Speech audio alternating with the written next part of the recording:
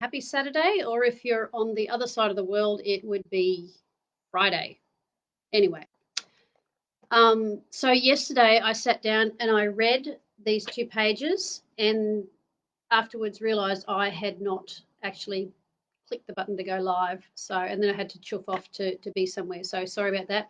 I'm just going to do a little over 1 page today because that's what I was supposed to read yesterday, and I've got a roast on at the moment, so I can't be away from the kitchen for too long.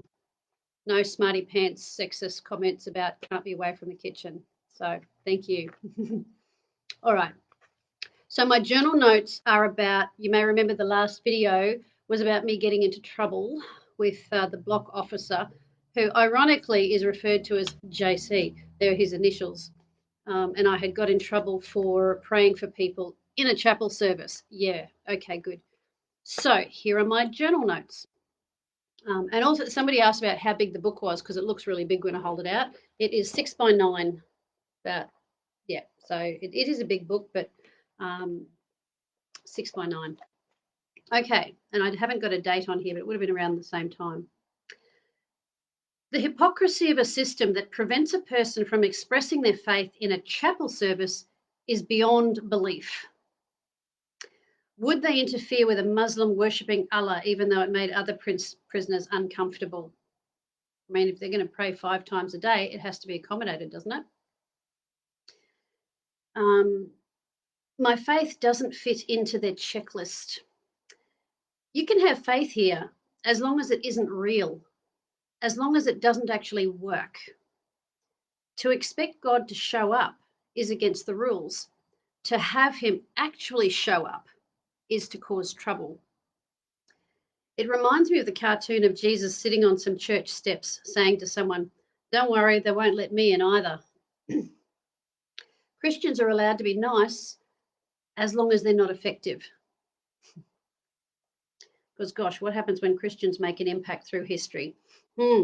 Children get educated, justices come in. Anyway, I won't go on there if you look at history. And I know that the church has been ineffective in some areas, like with slavery and so on, but eventually it did get outlawed. So to be a Christian is about expressing your faith. Anyway, it's part of what we do. And why wouldn't you? Someone died for you. Why would you ignore them? Why wouldn't you tell someone about it? That's enough. All right. Ironically, the church never prospered more than when it was repressed. How sad that material prosperity often makes Christians fat and complacent, concerned more with preserving the preservation of their comfort rather than standing up for the weak. And I think what we're seeing is it's not just America, it happens in Australia too, but America is reaping what it sowed with the civil unrest with the Black Lives Matter because the church failed them in history. So the slave owners were more concerned with their prosperity than they were about being real Christians.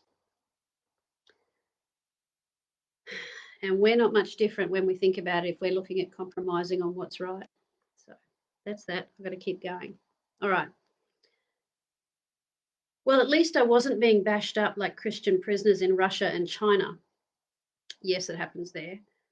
No, here I was simply a victim of the politically correct culture where every view is accepted and protected except a Christian one. I find it hilarious that that's the block officer, had no idea of the advantage he'd given me. By threatening me, he gave me more credibility among the women.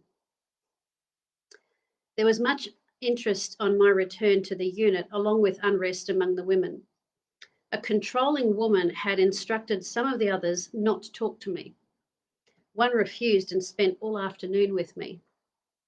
Well, so much for keeping a low profile. The funny thing is that I was able to use what happened. Several women asked me what happened, and it's kind of like when you get sent to the principal's office and you come back to your class, and the other kids are like, "What happened? What happened? What happened?" It was very much like that, and so I answered, "I'm not allowed to pray for anyone. I'm not allowed to mention Jesus. I'm not allowed to talk about God. I'm not allowed to mention him. I'm not allowed to pray in my prayer language because they're scared it will freak people out too much. Well, that's religious persecution. They can't do that. Yeah, I know, but what can you do? I shrugged. They're the ones with the power. Yeah, the bloop, bloop, bloop, bloop. I've got some little, yeah, there were a lot of F's and C's in that sentence with their response. I felt a shift in the atmosphere after that.